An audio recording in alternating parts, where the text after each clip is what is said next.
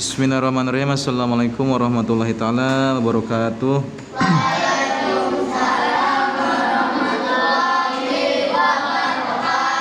Bismillah, alhamdulillah, sholli ala sayyidina Muhammad wa ala ali sayyidina Muhammad. Rabbi shrahli sadri wa yassir li amri wa hlul 'uqdatam min lisani yafqahu qawli. Rabbi zidni ilman, Rabbi zidni ilman, Rabbi zidni ilman warzuqna fahman.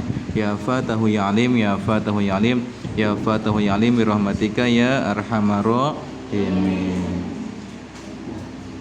Dan sekarang bagian pelajaran akhlak pasal ke-11 tentang musuh-musuh setan.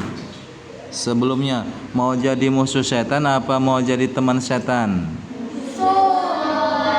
Mau jadi musuh setan. Harus ada di kriteria yang salah satu ini ya. Semuanya musuh setan ada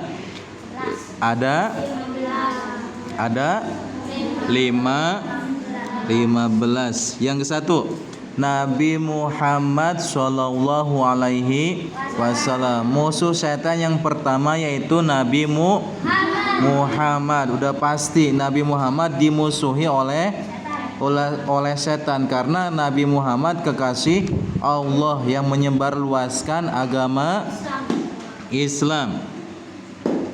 Yang kedua yaitu imam yang adil. Nah, awas ini, dengerin. Kalau kita misalkan ada salah satu kita menjadi imam. Imam itu pimpinan, ya, mau presiden ke, mau bupati ke, mau lurah ke, mau RT ke, ya. Ini harus jadi yang adil, ya. Harus yang adil.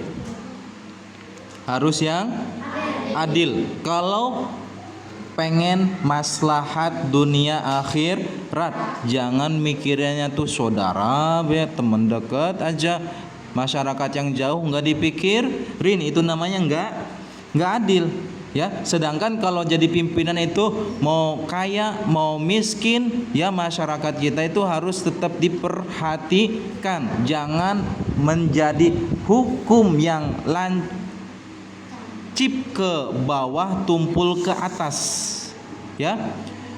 Orang miskin dilancipin, hukumnya pedes, hukumnya keras, hukumnya tega, ya. Maling sendal di penjara 10 tahun, maling motor dimatiin, ya.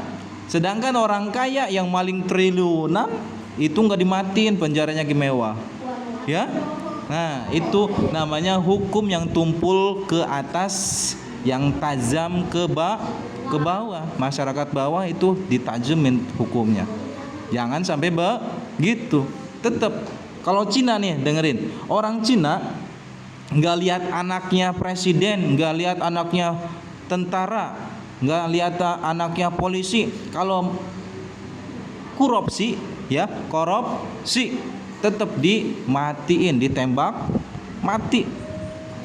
Makanya negara orang maju. Kemarin masih anget viral yang korupsi berapa triliun, ya, sampai sampai cuma penjaranya 6,5 tahun, ya. Maling motor di penjara 10 tahun, ya. Makanya itulah hukum di Indonesia. Kalau negara pengen maju, jangan lihat siapa-siapa, tetap dijalani hukum. Nah, jadi imamnya itu jadi musuh setan, ya. Yang ketiga,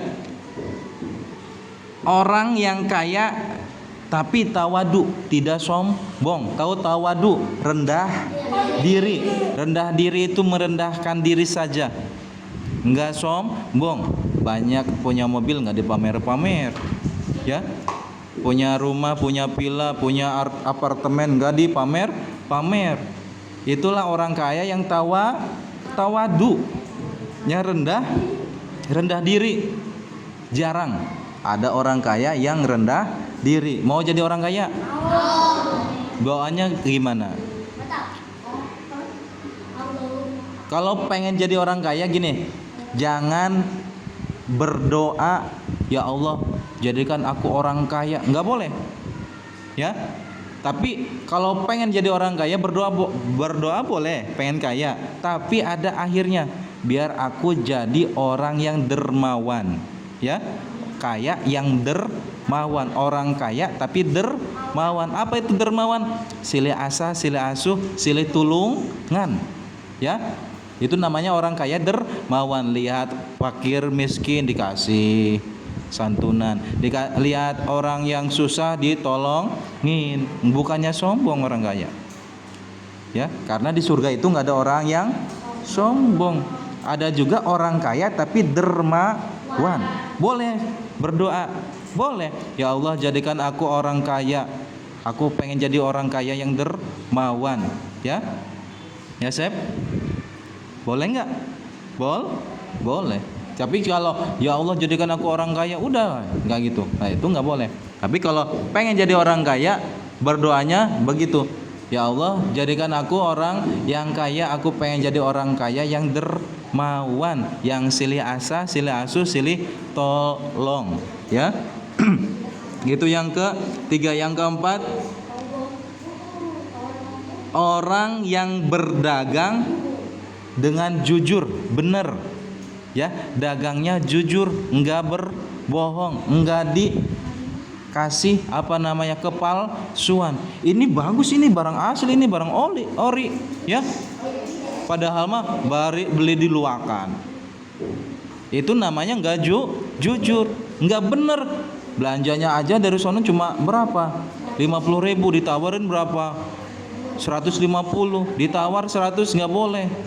Nggak, dari sononya nggak dapet, padahal 50.000. Nah itu nggak benar, ya, nggak benar. Nah kalau pengen jadi musuh setan, kalau dagang itu harus jujur biar berkah, walaupun hasilnya sedikit kepake untuk beribadah. Nah itu namanya berkah. Walaupun sedikit tapi cukup kesana kesini. Yang nggak berkah gini, nih, yang nggak berkah tuh dapat uang malah bingung, kesana kurang, kesini kurang. Nah itu namanya nggak berkah. Yang berkah itu kesana cukup, kesini cukup, namanya berkah walaupun sedikit. Kalau yang nggak berkah walaupun banyak, kesana kesini bingung, ya, bingung ngebuangnya, kesana nggak cukup, kesini kurang. Nah namanya nggak berkah. Itu yang keempat. Yang kelima, orang yang alim, khusyuk ibadah. Nah ini nih, kalau kita nggak bisa jadi presiden, imam yang adil, kita jadi yang kaya tapi dermawan. Bisa nggak? Nggak bisa. Jadi yang pedagang tapi bener, nggak bisa. Jadi orang alim tapi khusyuk ibadah, ya, khusyuk ibadah. Paling tenang-tenangnya khusyuk ibadah tuh. Ada satu kisah, mau didengerin nggak? Ya, ceritanya apa? Ceritanya kiai punya pesantren di Awang-Awang, tahu di Awang-Awang? Muridnya sampai ribuan. Digoda sama iblis. Iblis menyerupai kiai lagi. Oh enggak menyerupai kiai, menyerupai orang biasa. Cuman dia beribadahnya di masjid yang punya pesantren itu, di kiai itu, ya. Dari pagi sampai sore, hayu aja wirid. Siapanya? Iblisnya. Yang apa? Yang nyamar. Dari pagi sampai sore, dari sore sampai pagi lagi. Dilihatin aja kena ustadznya, kena kiainya. Itu orang kok khusyuk banget ibadahnya, ya Nisa. Khusyuk banget ibadahnya. Kata kiai teh, Pulan, kamu habis ngelakuin apa kok khusyuk banget ibadahnya? Kata siapa tuh? Nanya kiai ke si iblis itu yang menyerupai orang biasa. Ditanya, jawabnya gimana? Aku habis ngebunuh. Hah? Ngebunuh orang? Aku nggak berani. Kata siapanya? Kata kiainya. Nggak berani apa? Ngebunuh. Saking apanya? Saking pengen khusyuknya ibadah. Kata kiai itu. Terus apa lagi? Aku habis jinah, ya, habis jinah, aku juga nggak berani. Terus sebelum jinah apa? Aku minum minum yang memabokkan, kata siapanya? Kata si iblisnya. Nah kalau ini mendingan nih, kata siapanya tuh?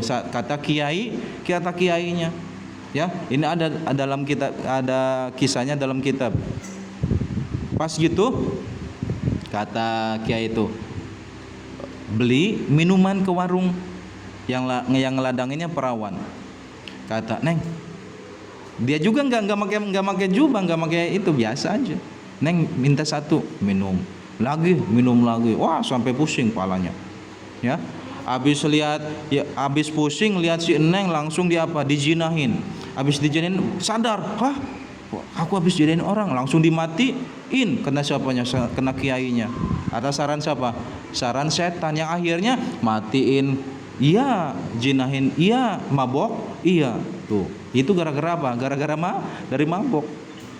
Pas itu tuh apa? Diranjang, ditimpukin si kiainya tuh, kena masyarakat, ditimpukin sampai mau mati. Kata si iblis datang lagi. Kamu kok jadi gini sih, kata sahabatnya. Kata orang biasanya tuh, yang ya, si iblisnya tuh yang menyerupai orang biasa. Iya, gara-gara kamu sih, kata sahabatnya. Kata kiainya ke si iblis tuh, udah kamu pengen ditolong enggak sama aku? Iya pengen.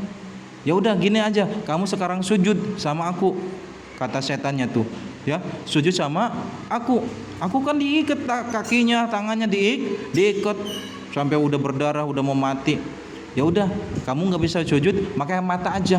Sujudnya isyarat pakai mata. Iya aja pakai mata. Gitu. Sujud. Langsung ada yang nembuk, langsung mati. Nah, itu namanya su'ul khotimah, jelek akhir. Su'ul itu jelek, khotimah itu akhir. Ada husnul khotimah, ada husnul itu bagus, khotimah itu akhir. Jadi akhir yang bagus. Tapi kalau itu mah su'ul khotimah namanya, jelek panungtungan kalau kata Sunda, ya, jelek akhirnya. Nah gitu, awas, makanya jangan sampai tergoda, ya, jangan sampai tergoda, jangan sampai tergoda sama iblis atau setan. Jadikan kita musuhnya, jangan jadiin temennya. Setan pengen apa? Misalkan jidan kesurupan, ya, kata setannya tuh, setan jidan, kamu pengen apa? Pengen rokok, dikasih rokok. Pengen kopi, kasih kopi. Nggak mau, ini mau kopi manis, pengen kopi pahit, kasih kopi pahit, kasih kocok sekalian. Ya, pengen apa lagi? Pengen bubur, dikasih bubur, ya, bubur 7 rupa sama kembang 7 rupa. Tuh, gitu jadi apa? Nah, awas di situ, ya. Makanya jangan sampai jadi temennya setan. Yang kelima, yang keenam, orang mukmin yang selalu menasihati. Nah ini nih, kamu kan punya teman kan? Punya teman. Ada teman itu curhat, pasti pernah curhat teman kamu. Nah, teman kamu curhat tuh nasihati sama kamu jangan gitu, jangan gini, jelek, nasihatin. Kita kan orang mukmin kan? Iya. Orang mukminnya Tan? Orang apa Tan? Orang mukmin saling menasehati dengan kebaikan, ya. Saling menasehati kebaikan, jangan saling menasehati keburukan. Tahu menasehati keburukan? Udah gini aja sekarang mah, ayo kita ikut bareng sama aku. Kemana? Ke mana sono? Namanya tempat apa? Tempat jamblah tuh, nggak boleh. Ya, itu namanya jelek. Tapi kalau nasihati kebaikan itu bagus, malahan jadi musuhnya setan. Yang keenam, yang ketujuh, orang mukmin yang hatinya nyaahan. Tahu nyaahan? Kasih sayang, penuh kasih sayang. Lihat sebawahan, sayang, ya. Dengerin. Kalau Kanjeng Nabi nih, Yosef, Kanjeng Nabi lihat ke sebawahan itu apa? Lihat ke sebawahan itu apa? Sayang. Lihat ke seatasan menghormati. Lihat ke sesama, menghargai. Kata Kanjeng Nabi teh, lihat, misalkan aku lihat kamu, Masya Allah, kamu masih bersih, belum ada dosanya. Lihat ke seatasan, Masya Allah, itu mah orang udah banyak ilmunya, udah banyak apanya? Ilmunya dan pengalamannya gitu. Ya, itulah Kanjeng Nabi Muhammad SAW. Baru 7 ya. Sok baca lagi bareng. Bismillah. Pasal ke-11, musuh-musuh setan.